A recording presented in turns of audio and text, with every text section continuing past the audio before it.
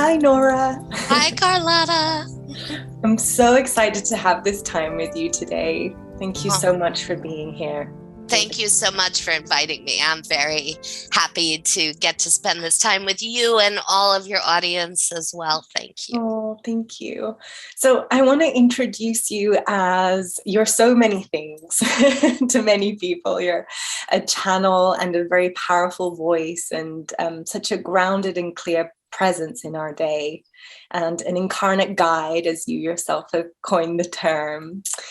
And I really love that you tackle really, big issues, social issues, and, you've been so supportive in the last couple of years with everything that's been going on. And thank you. Yeah, thank you. Yeah, it can't have been easy. But also, I really love that you, at the end of the day, like, your message is to transform through love, right? And to really use the power of love in this day and age to alchemize what we're going through, this big transformation we're going through. So should we start from there?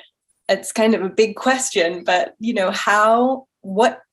what are we going through? Like, how are we finding ourselves integrating now everything that's happened, and the 3D and 5D aspect as well of our human situation? Yeah, it's a great place to start. What the hell are we going through now, right? Yeah. Yes, it feels so massive. It's like everywhere we turn, there's something to look at. It feels to me like maybe I feel like that's a good place to start as far as for each of us individually. I think it used to be really easy to check out. And things were happening sporadically, and now it's everything all at once, all the time. None of us really have the ability to turn away from any of it any longer, because I can turn my head away from politics and I can turn right here to a school shooting that happened just a few days ago, right? Or I'll turn away from that. Oh, now I'm looking at a 2-year-long pandemic, right? And there's just Russia invading Ukraine, right? All these things piling onto the rights being taken away from our most vulnerable communities. Discussion about anti-abortion, right? It's just endless, and none of that seems spiritual, right? When we talk about spirituality. And my belief is that everything is spiritual. We're all love incarnate. Everything we deal with has a spiritual component to it because we are of spirit. This is who we are. So I don't think we can separate out any longer world events and politics from spirituality. I think we used to be able to do that. So I guess this is where we'll start, right? In the shift, we cannot separate out any longer any of it. We have to acknowledge that we are affected by every single thing that is happening, as we are also affecting every single thing that is happening, both. Yeah, absolutely. And I love that you say that, because I really believe that there's a way to integrate our multidimensionality in a way that's really relevant and grounded, and it's not about escaping our bodies. Yes. Into the spiritual realm. It's interesting. The first time I heard the term ascension was, of course, as a little girl in church. I was raised Catholic. Wow. Oh, yes, I can relate. Jesus ascended, right? What does that mean? Jesus left this planet. Yes. If you believe that story, right? If you believe the Christian mythology and the Catholic mythology. Right. So then the term ascension started coming up. I heard it again then in the late 90s, in 1996, in reference to the New Age community and the spiritual community. And I thought, ascension, we're moving into a higher state of being within ourselves and our collective realities and our bodies and our structures. We're shifting from the inside out. We're not going anywhere. But I think a lot of people hear the term ascension, and the picture they paint is very tied to those religious belief systems where they start to think, oh, well, I'm going to go to this higher, good 5D Earth reality, right? And well, you know, the people who don't want to, or the people who haven't done their work, they're going to stay in the shitty 3D Earth reality. And that's okay, because I'll be in 5D, so I won't have any feelings about that any longer, right? Right. I had someone tell me recently she was so afraid that she was going to go to 5D and her husband and children were going to be stuck in the third dimension. And God, that really hit home for me, like how sociopathic some of those ideas can sound and be, right? So my understanding of what's happening is that we're in the process of, I don't even want to say integrating any longer, because I don't really think that's even true. I used to think it was that. Now it feels to me like we are activating from within our own higher selves / fifth dimensional consciousnesses, and we are sharing our bodies with our third dimensional and fifth dimensional consciousnesses at the same time. So there's this collaboration occurring between our ego identities, which are beautiful and rich and filled with emotion and creative expression and sexual experiences and physical experiences, right? Like the 3D is all about this. And then we get to bring in from within the fifth dimensional perspective that we're all one, that we're love incarnate, that we are not separate from source or one another or the planet itself, that we are all the same energy collaborating collectively together. Wow, that's so beautiful. Thank you. Yeah, this sounds so good to my system. Yeah. And yeah, we do talk a lot about like life force energy and, you know, sexuality in this community. And I've been wondering, you know, where do you see our children, you know, how have you seen any changes in the I suppose children and teenagers, and what can we do to support them and their life force energy restoration? Yeah, I love that question. So the story I tell when I'm channeling, and that I've now taken into my consciousness, so I tell then as Nora, but I frame it this way, the story I tell, because one of the things I've remembered throughout my decades of channeling and healing work is that there is no ultimate truth, that we can't know the ultimate truth from the third dimensional perspective, right? So I do my best to give supporting, loving information that feels truthful to me in the moment.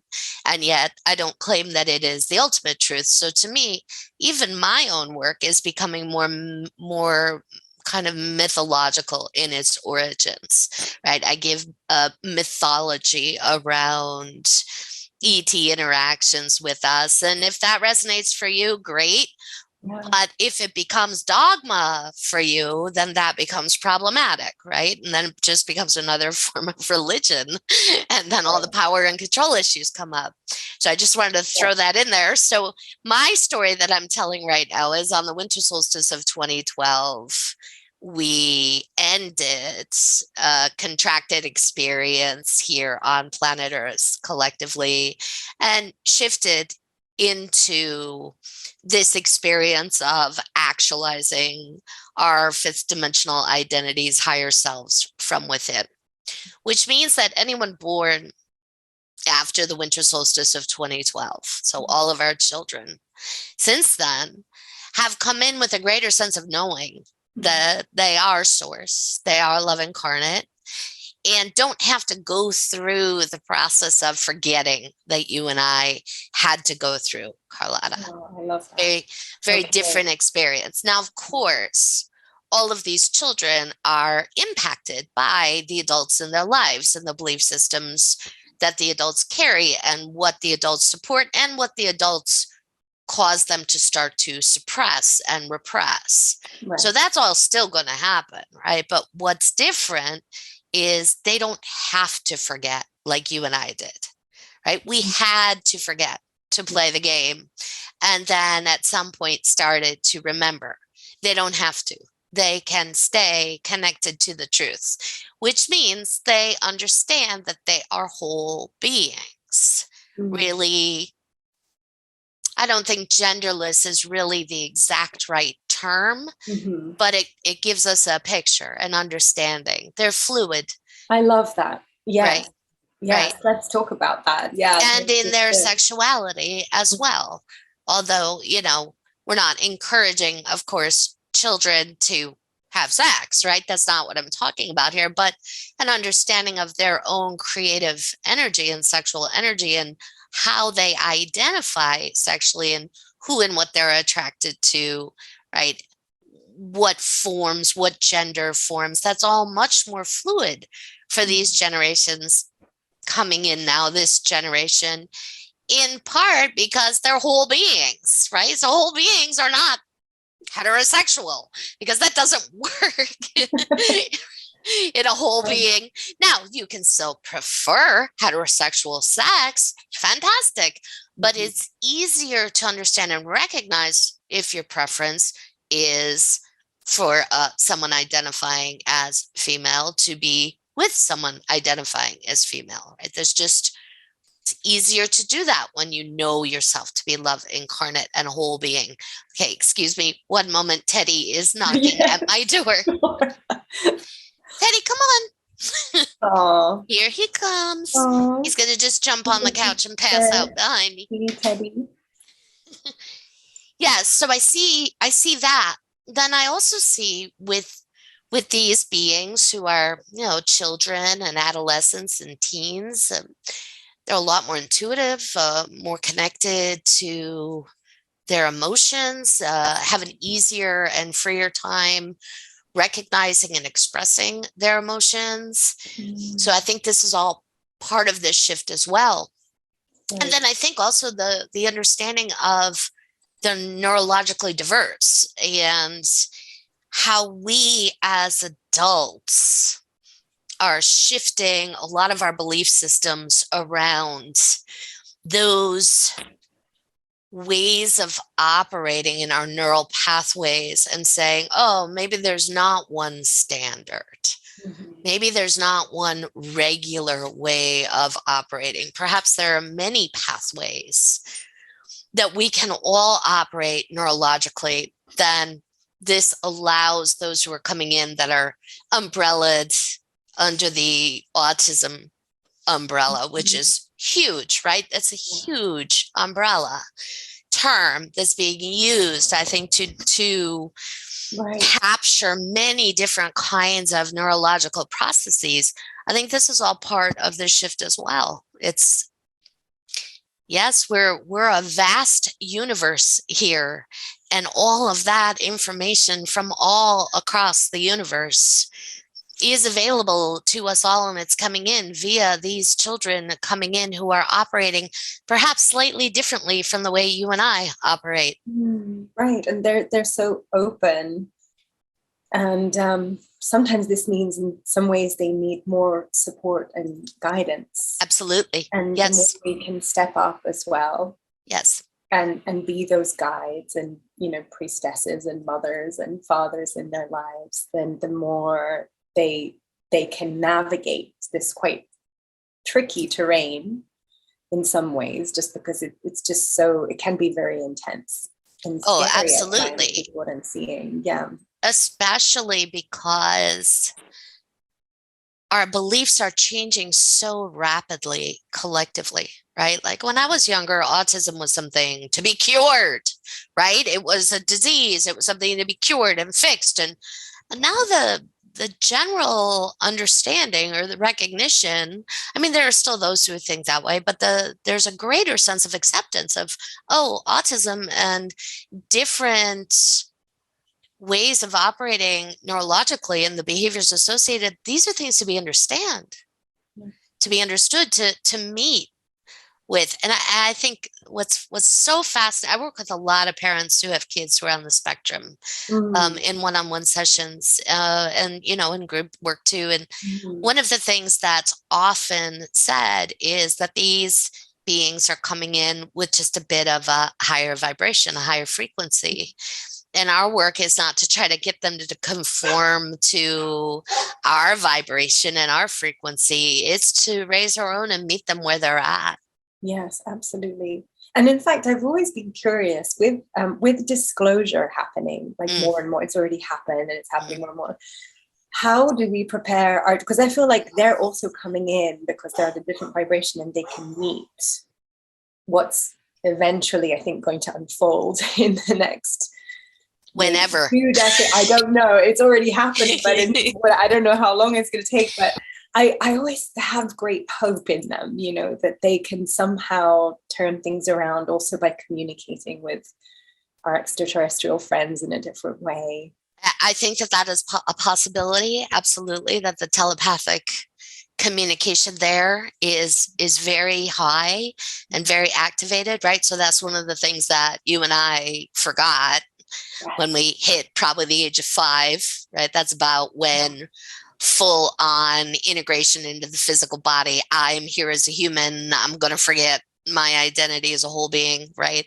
So telepathy and those kinds of things tend to really wane at that point for you and me. It's not true for these kids coming in now, which means that they're more open to that kind of contact. And yet they also still need adults around them helping them to understand it, just as we need to listen to what they're saying and not project an understanding onto them based on our own experience. And this is where things get tricky as a parent, right? How do you support a being moving through something that you don't have tactical experience with yourself, right? Because you don't just want to say, oh, that's just your imagination, right? That's the shit you and I heard when we were younger. So you want to support it. So I think we're going to see a lot more support coming up, and it started already, right? Some of the work you're doing, and then there are others. I think there'll be more and more support as these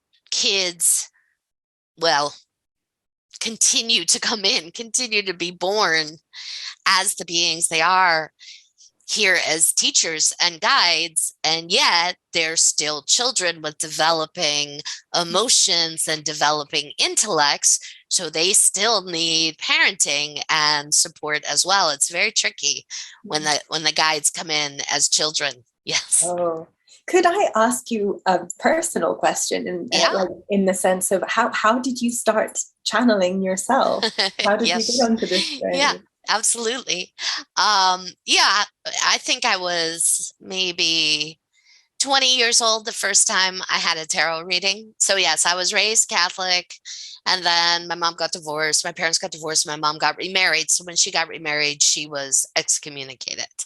Oh. She couldn't take communion any longer. She could still go to mass, but not take communion. And she was very devout Catholic, right? Went to Catholic boarding school. She was very religious. So watching that happen was really angering for me. I didn't really, and I was old enough to understand it, and yet didn't really understand it. Thought that was really kind of an arbitrary rule being done basically to punish women. Right? That was my sense of it at the time. So I was like 11 at the time. And so I didn't have to go to church anymore. So then I started to ask other questions and kind of try to seek other pieces of information. And then when I was 18, I saw the movie Defending Your Life with Albert Brooks. Have you seen that? No. Defending Your Life? Oh, it's fantastic. It's all about reincarnation, and it's about what happens in the in-between space between lifetimes. And it's very funny. Meryl Streep's in it. It's a fantastic movie. So at 18, I'm watching this movie about reincarnation. It's a comedy, but it's also very heart-centered. And I was like, that's my belief system, right? So I'd never seen something portrayed that I'd already been working on in my own consciousness. And that just started to open me up more and more. And then tarot cards came in when I was 20, and then crystals. I started doing tarot readings at parties at the restaurant I was working at when I was in my mid-20s. And then in 1996, so I was 29 at the time, I just went through some personal things that were difficult, which is very common at that age. That's our first Saturn return in astrology. So it's a big life change moment. And I was hanging out with a friend one night, and she mentioned this woman who has contact with her spirit guide, and she channels. And I'd been looking for something, and I didn't really know what it was. And when she said that, I said, oh, that's the thing that I feel like I'm supposed to be doing, or I want to be doing. Really, it was that I wanted to be doing. So I said, let's do it. Let's talk to our guides. So we both just quieted ourselves, and within really a very short amount of time, I felt the presence of a being. And it was not the first time I'd had contact. I'd had a visit from my dead grandmother, and I had seen other things, right? But this was the first time I had very clear connection with another being. The other things always seemed random, like events I would stumble into. This was just an incredibly powerful experience of connection and love. An unconditional love that I'd not felt as Nora before. I'd never felt loved like that before as this person. And it was a short moment of just that love and his presence. And I knew he was presenting as male, and I knew his name started with an M. And meanwhile, my friend Amy was having her own experience with her guide. And what she'd been reaching for suddenly was very clear for her as well. And I went home just a completely different person that night. It was very similar to what I hear when people have near-death experiences. When I hear them share about that very rapid shift in their consciousness when they return, it was like that for me. I left my apartment as, just a 29-year-old girl struggling to find her way in the world. And I returned feeling completely connected, consciousness expanded, started to access all my past life records, started to access healing energy and run it through my body, right? So I'm waitressing and like, oh, you have a headache, let me fix that for you. Right? And getting psychic information about all the people I was waiting on, and it was not easy. It was really cool and fun and wild, but not easy. I was not grounded. I was way like out, so much so I had to be sent home from work one night because none of the computers would work for me. None of the credit card machines would work for me. I sat down on the floor in the back hallway. My boss was like, what is happening? I said, I need to go home. And he was like, okay. And just sent me home with no question. And then I realized, oh, okay, I gotta get grounded, right? And then that the integration process. Yes, I gotta stay in my body and figure out how to weave all of that into my day-to-day experience so I can still function as an earthling while at the same time experience that connection. And I would say that took me really about a year and a half. And then it was at that point that I started working professionally as a channel. That's amazing. And then the Pleiadians started to come in. Yes, they actually came in almost immediately. I had my experience with Mirando, my main guide, in November of 1996. And then the Pleiadians showed up within a matter of days. I was handed the book Bringers of the Dawn by Wendy Kennedy, friend, Pleiadian channel, right? So she gave me that book and said, you need to read this. And as soon as I read it, I could feel that resonance with that Pleiadian vibration and began to work with them then. Yes. Yeah, beautiful. Do you have any suggestions for people who are just starting out maybe, or who are having big openings even? Yes. So one, if you're just starting out and you desire to experience connection, you don't have to have any special abilities. You don't have to have any training or practice. This is something that is available to all of us. What you do have to have is a willingness to suspend your disbelief. You have to be able to say, yes, this is really happening. And even though my third dimensional mind might want to question it, I'm not going to let that questioning happen right now. I'm going to run it through my heart and have the experience. And the heart chakra is essential in this. We don't channel from our brains, right? It's not our mental bodies that enable us to do this, or really much of any kind of expanded consciousness work. It all comes through the heart chakra first. And then the mental body just organizes the data and the information and helps us then put it into words and thought forms and ideas and language, right? Yeah. And understanding. But the mental body can also act as a limiter, because the mental body sometimes has to catch up, right? Yeah. Like my mental body didn't know who the hell the Pleiadians were, right? I had to see that first and experience it energetically for my mental body to say, oh, okay, we're having telepathic contact with light beings that identify as Pleiadian. Fine. A run of the mill thing to do.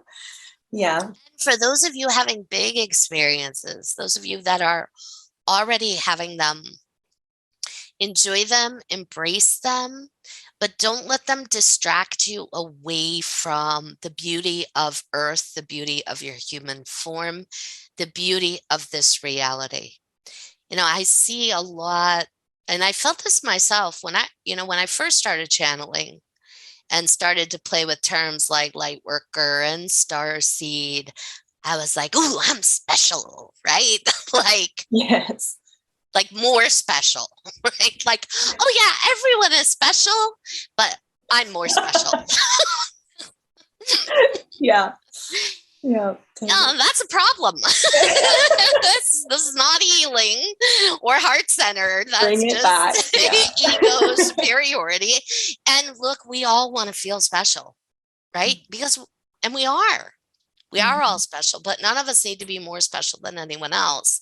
And there's an unfortunate amount of that, I think, being expressed right now in our community, the New Age community and the wellness community. And, it sits in the shadows. I think most people don't recognize even when they're running it. So I think for those of you having big experiences already, have a look at that as well. Yeah. Right? Like, we are here to be of service to one another and this world. And I know for myself, the more humbled I am, in a very true way. To me, that's just very heart-centered. I desire to be of service. End of story, right? The more things flow for me. It's interesting, you use the term incarnate guide, which is something, somebody said that to me years ago. Oh, you're an incarnate guide. And I couldn't really even use that for myself initially, because for me, I felt like, one, who am I to apply that term to myself? And then two, well, yeah, of course I'm an incarnate guide, but like, whatever, I'm not saying that out loud. Like, that's just for me to know about me. Now what I understand is, oh, we're all incarnate guides, every single one of us. So now I can freely apply that term to me, to you, to Teddy, my sweet pooch, right? We are all incarnate guides here. I love that. Yes, I know you do teach that, and it's beautiful. I really appreciate it. But just bringing it back to the shadow that you mentioned that's in our communities, and given that we have a Catholic background, both of us, I'm Italian, grew up in Italy in a very staunch Catholic background. But what is happening nowadays with I'm seeing a lot of people who are in the New Age community really go deep into finding Jesus, let's say, and suddenly it becoming this like fire and brimstone thing where crystals are to be thrown to the bottom of a lake. Suddenly everything is like evil, and they're doing exorcisms. I don't like, where does that come from? That seems like such a polarized point of view. I don't know if you've come across this. I've come across it a little bit, and I'm aware of a very, famous author who took that journey herself, right? Yes. Although, if you listen to that person's work, it was always there. Interesting. So from my perspective, what's happening for all of us is any of our unhealed trauma, untended to wounds and hurts are being activated right now. And people react to their wounds and traumas in a huge spectrum of ways. And one of them is exactly the way you're talking about. I don't run into it too often myself personally. It sounds like you're having more of an experience with this than I am. Sorry. My whole thing was, sitting in shock as the New Agers were running into QAnon. Right? Oh. Running. That was my version of it. Okay. The conspiracy crowd, and suddenly supporting fascism as a 5D ideology. Like, what the? Right? Oh, that's interesting. How did that come about? I think part of the issue for all of us is one of the things that we're doing right now is we're not just tending to unhealed trauma from this life, but we're tending to unhealed trauma from any incarnation we've ever had. Yeah. Things that we just couldn't manage in those lives. So in a lot of lives, we had shit happen and we dealt with it, right? We cleared it, we healed it. But then there are some lives where, well, we just weren't able to do that work. So a lot of that data, a lot of all of that is bleeding through right now. And it's bleeding through personalities. Right. So every one of us have had some form of past life bleed through at one time or another, where we suddenly feel, maybe like a super strong connection to somebody, and then just overwhelmed by feelings for that person who maybe is completely inappropriate for us at this moment in our lives. It happens to me all the time, as bleed throughs are very intense for me. Yes. Mm-hmm. And the bleed throughs are meant to facilitate a deeper level of healing. Often, though, we get attached to the person or the story, and we start to think, this is what I'm supposed to do. And it's like, well, no, really, you're supposed to look at your own shadow and ask yourself why it is you would believe in something like an exorcism after doing years of work taking in information that's completely counter to that, right? Exactly. Yes. So I think it's just this. I was thinking about our talk earlier today, and I was thinking about Atlantis and Lemuria, and how I actually wore my Larimar, which connects me to Atlantis, and how so much of what we're experiencing right now is kind of a parallel to what happened right before the fall of Atlantis, during the fall of Atlantis, I should say, which was a long process. That did not happen in a day or a year or even a decade. My memories tell me it took longer than that for the Atlantean civilization to work itself into a place where they ripped apart their ideologies. And some of what you're talking about, right, in that fundamentalism. And I think that's really what you're talking about. Yeah. Excuse me now. Apparently, Teddy doesn't like this part of the conversation. Teddy's like, I'm out of here. The fundamentalist beliefs, that occurred on Atlantis. And fundamentalism typically happens as a response to fear.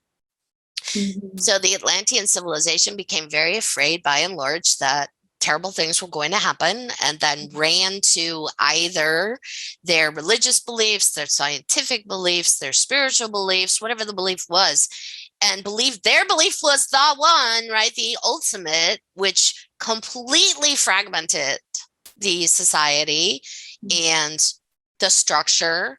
And if you're going to look at things from an energetic place, well, that just created tears and rips all over the place, which resulted then in a physical destruction of a continent. So now, today, I don't see that we're replaying it. I see that we've ended. We've started, basically, where that ended. We're at the most polarized, fragmented. Yeah. As a way to recognize we need to reunify. We need to weave the yin and yang back together. Exactly. Science and spirituality need to work hand in hand. If you want to have a religious belief system, well, that's fantastic, but it's not the be all and end all. There's nothing that is the be all and end all, right? So I think there are some people just stuck in the memory of the fragmentation, and they're running into these extremist beliefs. And that was QAnon, basically. QAnon is an extreme fed extreme far-right belief systems that feed fascism. Fascism always arises when the population is afraid and they want one daddy in charge telling everyone what to do. Agreed. That's what happened in Italy with Mussolini years ago. Germany with Hitler. Yes. Yeah. Yes. Wow. But I too have relaxed a little bit around, this understanding that first AI for me was just bad in some ways. I went through a phase where it's like, no, we have to do this ascension organically, and maybe AI doesn't have a place in that. But I'm starting to realize that we really do need to work together. Yes, we really do. And there are many civilizations, I believe, that do work together, or like that have perhaps even done it successfully. Agreed. Yes. In other realities, other star systems, that's occurred, and even on this world, just either ancient history that we cannot access or small pockets of realities and civilizations that we're just not in touch with. Yeah, I feel like COVID really, the period of time of COVID really brought a lot of this to light. And the need for collaboration between all of our communities, all of them, right? And I think there's some of it happening, and then there's still a lot of dogma, right? There's still a lot of those in the New Age community just outright rejecting third dimensional science as dangerous or bad or wrong. And then there are many in the scientific community outright rejecting, things that they can't yet explain scientifically. But then there are those who embrace it. There are those who, I was thinking about Carl Sagan this morning. You familiar with Carl Sagan's work? He was astrophysicist, and he was a scientist, and yet he wrote the book Contact. So if you've seen the film Contact, that's based on Carl Sagan's work. And he had such a strong desire and belief that there was life out there and that magic existed, right? And he spent a lot of his life kind of walking that line between science and things that science cannot yet explain. I was just thinking about him this morning. I mean, he definitely, by the end of his life, because he'd not been able to scientifically prove any of it, he kind of rejected a lot of those more spiritual beliefs, and even gave a prediction about the kind of moment we have found ourselves in now, where we're out of balance. There are too many people right now running to beliefs that are not at all grounded in any kind of third dimensional reality. And that is not healthy. That doesn't mean you're more highly evolved. It just means you're disassociated from your body and this world. Yeah. Oh, that's really profound. Yeah, it is. We need to start bringing it in a little bit, and getting the message out there. Yes. I mean, after I started channeling, I lived for a long time half out, wanting to go somewhere better, right? It wasn't until I really focused on accessing and activating the energy of my higher self from within my own body that I really landed here as Nora fully, and began to recognize just the incredible beauty on this world and the joy of being here. And at that point, I didn't want to be anywhere else. I don't want to be anywhere else. And the Pleiadians are constantly reminding us that this us right now is the highest version of us, because this is where we're at. This is it. And I love that. That brings me tremendous comfort and empowers me. Right? That allows me to go further in my work. Then I'm not seeking it's not carrot in front of the horse, right? So much of I think the New Age, so much of this reality, corporate reality, is, carrot in front of the horse. You keep going, plodding along, and one day you'll get there. Yeah, that's really profound. It's such an important reminder. And Earth is so beautiful. I want to enjoy every minute here. Yes. Oh, thank you, Nora. Oh, thank you. So should we be hopeful then for in the future, for the next few years, or can we expect some more years of healing? Greetings. This is the Pleiadian Collective. It is wonderful to be here with you all today. We're going to take this one. Nora could have answered, but she could feel us wanting to link up and come through. So everybody right now, just first tune in to yourself, take a breath. As you inhale and exhale, just allow yourself to be and feel exactly as you are right now, without judgment. Some of this discussion may have activated things in you or triggered things or enlightened you about certain things about yourself, given you understanding. So just let yourself take this moment to heal and connect and integrate anything that you can as you breathe. All right, to answer that question. So we see the next couple of years are still going to provide many opportunities for transformation, change, healing, right? You're in a period of transformation. The more you all accept this, okay, this is where my attention needs to go on a regular basis, the easier this period of time is going to be for you, the easier it is going to be for you to notice opportunities when they present for good for you in your lives and support, right? The more you release your attachments to who you think you're supposed to be right now, what it is you think you're supposed to be doing, how you're supposed to be making money, on and on and on, right? The more you really pull yourself present and connect with the imperative need for healing. And it's an imperative running through the collective right now, the need for healing. So that's for the individual and then for the collective. The more you do this, the easier things will go for you individually. Then as bigger things happen, you'll say, okay, this is part of this healing process. And that doesn't mean we're celebrating suffering, because you're also all moving out of a loop of suffering where you're moving into an understanding that you don't need to suffer to grow, which you don't. You got stuck there on your world. You've been stuck in suffering and trying to use suffering as a motivational tool for growth, both individually and then collectively. And suffering simply begets more suffering. That's all it ever does. That's all it brings, is more suffering. It is love that is the foundation for growth and the tool for growth. So that's something also to notice in yourself. Are you still trying to frame your suffering as good? Instead, maybe have a look at it and just say, yeah, that sucked. And I'm not who I am because I suffered.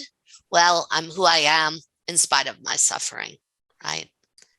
So as these ideas come more and more into the general consciousness, and as you move out of this loop of suffering, and so this is going to be a few years still. And we don't really like to predict, but we don't want to tell you, it's all going to be great soon, because from our perspective, yes, it can be great in any moment for any of you. And yet the big shift is underway. So as this really starts to come up, and as these children that are coming in, not stuck in a loop of suffering, coming in with a different blueprint for incarnation, saying, hey, we can just skip to joy. We don't have to hurt before we get to joy. Then those solutions founded in joy will begin to present. Beautiful. Beautiful. So our teachers, our little teachers, will show us how to operate from joy. Yes. Yes. Oh, Nora, thank you so much. Oh, thank you, Carlotta. Thank you so much for having me on and for sharing me and my work with all of your wonderful, wonderful community. Thank you. You're so welcome. It's our pleasure. I'm sure they will be absolutely thrilled. These are such important conversations. So thank you for your clarity and groundedness and all around beauty. Thank you. Okay. I'll speak to you soon. Maybe bump into you in town again. Yes, I know. How fantastic to get to do a podcast with someone local. I love it. I'm headed to the farmer's market now. Oh, sounds lovely. Yes. Oh, yes, the best. My son will be there. Oh, awesome. Oh, thank you so much, Nora. Thank you, Carlotta. Much love. Much love. Bye-bye.